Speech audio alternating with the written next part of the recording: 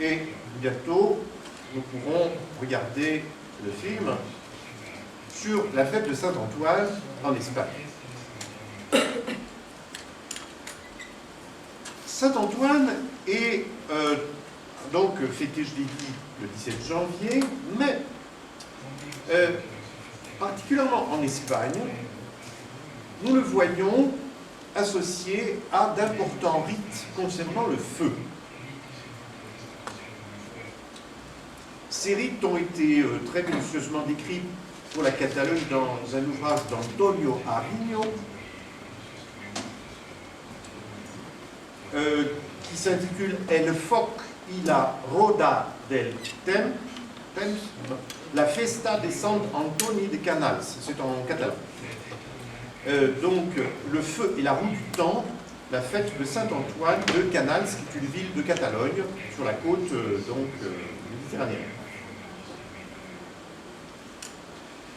Donc ces rites, d'ailleurs je dois le film, je vous précise, à Antonio Ariño, avec qui j'étais en relation un certain temps, et qui m'avait fourni une cassette que j'ai recopiée sur le DVD que vous allez voir. Je fais recopier. Il s'agit d'une fête qui s'appelle la foguera, c'est-à-dire la fête du feu, tout ça.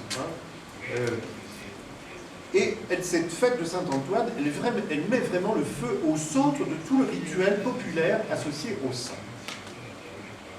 Alors on va revoir les animaux aussi, d'une certaine façon, autour de Saint-Antoine, mais vous allez voir d'une autre manière. Alors on commence par faire un grand bûcher de 18 mètres de haut, et on construit ce bûcher en l'honneur de Saint-Antoine.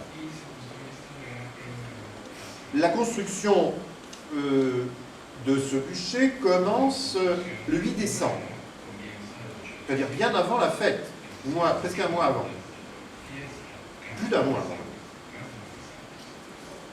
C'est le moment où on met le premier grand tronc d'arbre qui va en quelque sorte donner naissance au bûcher.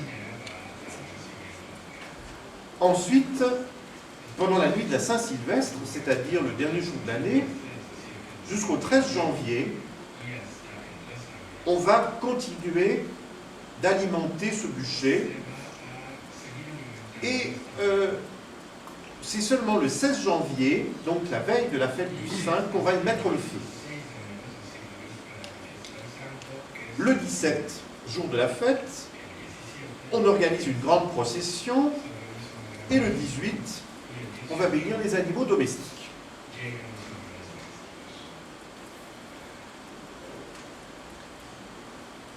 On va donc avoir une fête répartie sur 3 jours,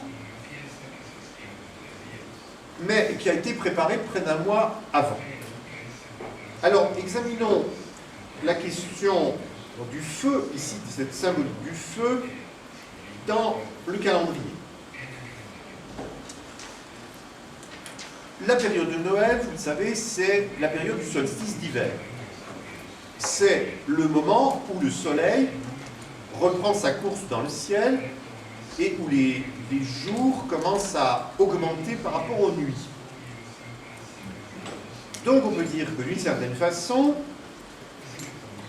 cette fête de Noël marque la renaissance du feu solaire,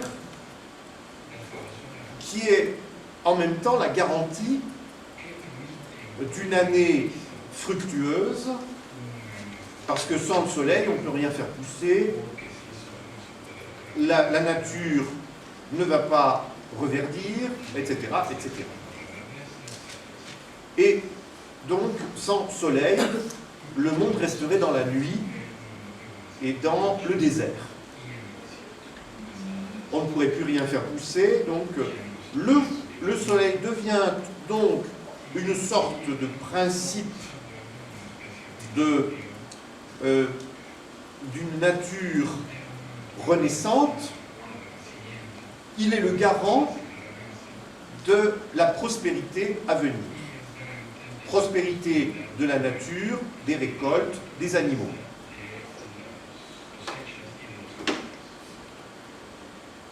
Nous avons vu que les textes hagiographiques associent également Saint Antoine au démon et à l'enfer. Mais attention à quelque chose d'important concernant la symbolique du feu. Il y a deux sortes de feux. Il y a un feu destructeur, disons pour faire vite, le feu des incendies. Mais il peut y avoir aussi, et il faut bien le préciser, un feu constructeur, un feu créateur, plus exactement. Ce feu ambivalent, cette symbolique ambivalente s'éclaire dans le contexte des faits que je viens d'évoquer. Le feu solaire est un feu créateur. Il va permettre à la nature de se régénérer. Néanmoins, pour que cette régénération s'accomplisse, il faut que rituellement, le monde ancien soit en quelque sorte consumé.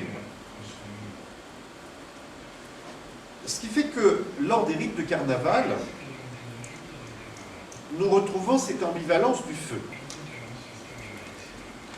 Cela se traduit très souvent par le feu du bûcher de carnaval que la tradition fait allumer le mercredi des cendres.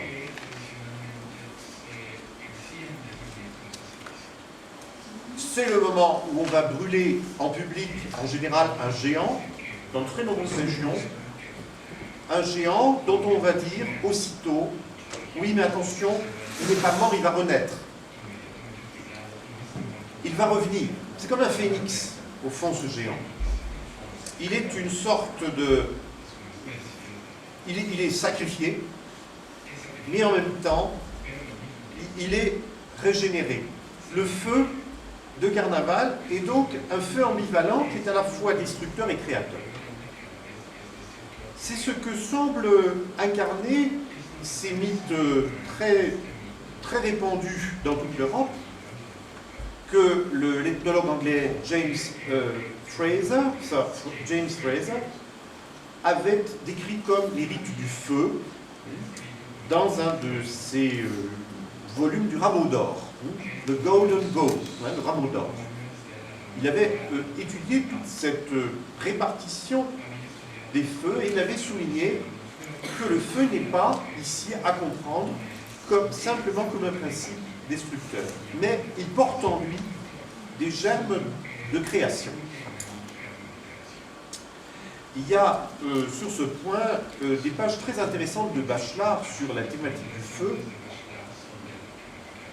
qui a lui-même très bien analysé et compris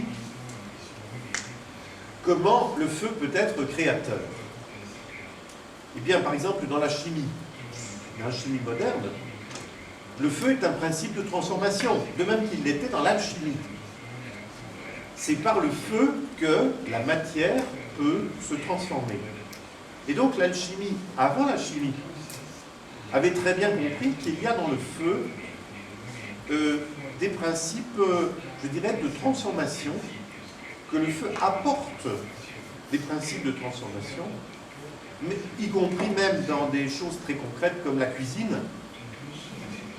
Qu'est-ce que c'est que la cuisine, sinon l'utilisation du feu pour transformer une matière, pour transformer, comme diraient les Lévi-Strauss, le cru en cuit.